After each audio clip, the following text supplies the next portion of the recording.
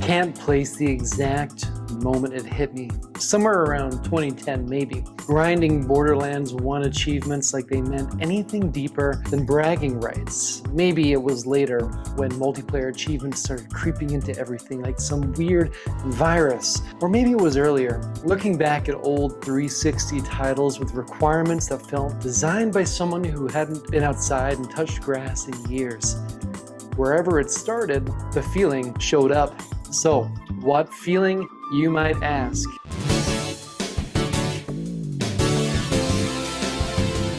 Well, achievements and trophies kind of killed the fun in gaming for me for a while. People loved them, and you might love them. That's totally cool. You do you.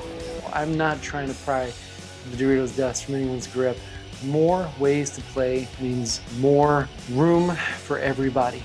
I just want to explain where my head landed after all these years. And since we're here, if you vibe with this kind of content, the personal and human side of gaming, hit like and subscribe. Whatever you feel, tell me in the comments what your relationship is with achievements. So, the whole thing grew into more than just like a bonus challenge. Achievements started eating away at the pieces of gaming I grew up loving. Finishing something because I figured it out. Moving at my own pace, skipping stuff that didn't speak to me, playing without worrying that a single missed collectible meant rewinding an entire hour of progress because the game decided to tally my fun for me with that little 1 out of 100 achievements collectibles menu. But it didn't feel like an obligation. Sometimes you can tell the devs are joking around, having a good time with the list, with Resident Evil 2 remakes shoot the head off Mr. X's head. Other times, it feels like the game's gripping you by the collar going, come on man, you know you want to hear that sweet ping again? Come on back inside, we got more where that came from. And look, I'm not new, I know I don't need to hunt for achievements, I tell myself I don't care. But when you have a gamer score over 120,000 over the years and you choose to ignore achievements and one pops anyway, it is hard not to feel a little bit of guilt. Games aren't supposed to stress you out. You ain't fucking kidding me! Well, mostly anyway. That tiny, stupid guilt flares up when that achievement pops, or whatever flavor of FOMO that is. It pulls me right back in, and suddenly I'm negotiating with myself about responsibilities that don't matter. Do I reload? Do I go back 2 chapters? Do I pretend the list doesn't exist? And if I ignore it, am I gonna stare at that achievement screen later like some gremlin whispering, well damn, I guess we're going for round 2. If you've been around my channel, you know my heart belongs to the PlayStation 2, Dreamcast, OG Xbox era. Anything earlier too. And modern as well, don't get my words minced, but if you want my full thesis, check the last video on why I think gaming was superior then. The one about what we lost, and thank you for the support on that. Seriously, it meant a lot seeing it resonate with people the same age, same memories. So let's roll things back a little bit. Picture this, 1990, dumb little kid me sprawled on the carpet, Mega Man, Operation Wolf, and Rad Racer in front of me. No guide, no plan, just raw childhood stubbornness. Half the time I didn't even know the correct weapon order for Mega Man. I just kept smashing my face into those stages until something finally worked. I'd put down the controller, I'd go outside and poke the dirt with a stick, find some bugs, thinking, nah, that was cool, I did it, I'll do it again tomorrow. That memory unlocked everything else. Mortal Kombat, Mario World, Donkey Kong Country, Chrono Trigger, name a game from the 90s, and I probably lost a weekend to it, or the 2000s for that matter. I grew up through those eras, and the satisfaction came from clearing the tough parts. That feeling carried me through to my 20s, Nocturne, which doesn't hand anything to you. Beating that game is its own medal. But during my early 20s, they hit. Xbox 360 landed, and those little pings started lighting up my brain. I thought, all right, cool. I'll chase them when they happen. They happened a lot more frequently. And the first pang of frustration I felt was completing Mass Effect on insane difficulty. And a bug happened during the Shadow Broker quest, which set my difficulty back to normal, completely avoiding my progress, getting in that final achievement. So after that, me and my friend started competing. Only issue, I had a full-time job. My buddy didn't. He was sharing my Game Pass account. Let's just say he was available, plenty of time on his hands. COVID came along, and with that decade-long race, it ended with him miles ahead while I stood there like, why am I sweating over digital chores?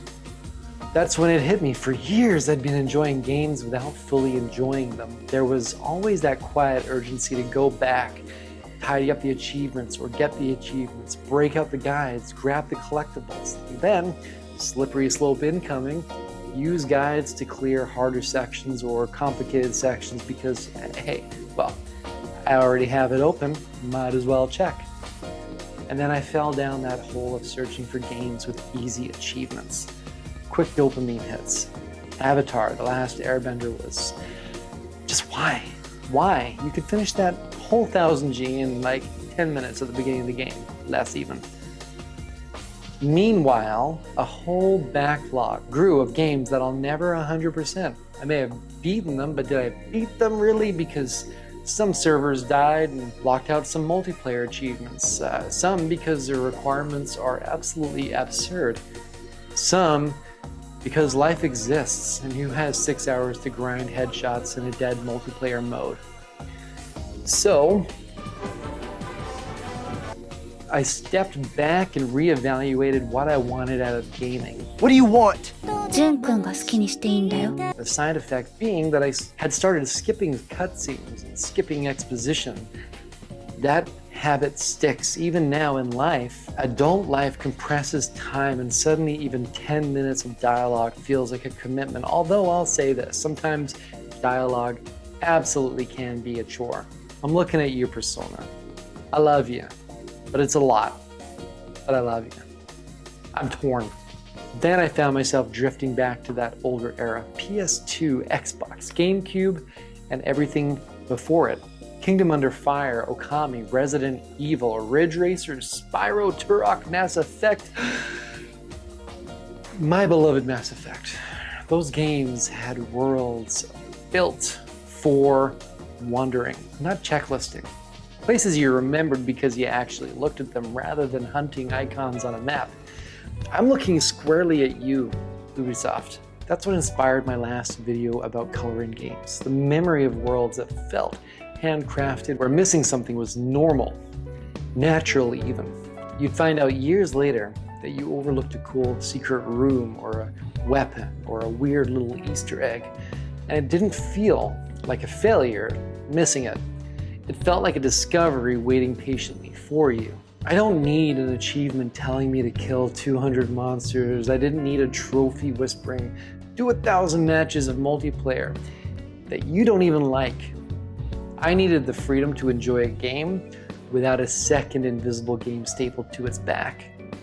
So let's take a look at some of those achievements that I'm talking about. Halo, Lazomaster, all skulls on all campaigns, hardest difficulty. Fuck that. Dead Rising, 7-day survivor, permanently draining health, 7 in-game days. I'm good. I'll never finish that. Mega Man 10. I love Mega Man, but Mr. Perfect, literally 0 damage in a playthrough. Not gonna happen, bud. Hollow Knight. Embrace the Void, where you have to fight 42 bosses in a row at the highest difficulties, no continues. I have enough trouble in the early game. And yeah, I know, again, you don't have to chase achievements, I get it.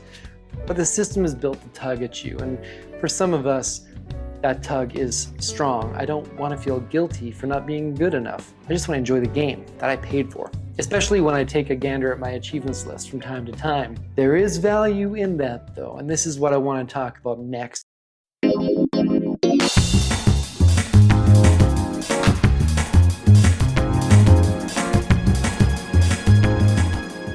It can give me a boost years later to take on a new challenge and find some new fun. So I guess in the end, if you made it this far, you'll find that they do serve a purpose to me now, just not in the way that they used to.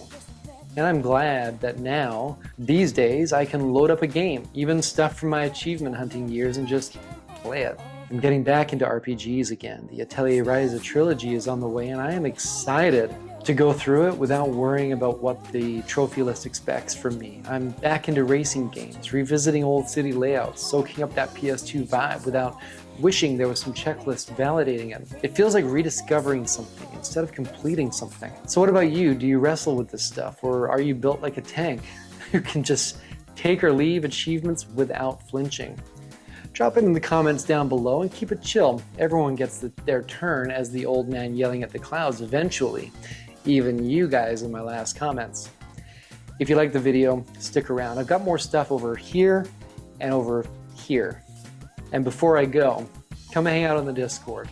Stage of Time, Retro Adam, and Tyler Belmont. Everyone's in there talking games, anime, 90s, 2000s nostalgia, food, music, whatever thread people feel like pulling that day, it's there. And it's a growing little spot, and you're welcome anytime. Link is below. So until next time, friends, keep it positive, keep it cool, and stay rad. See you next time.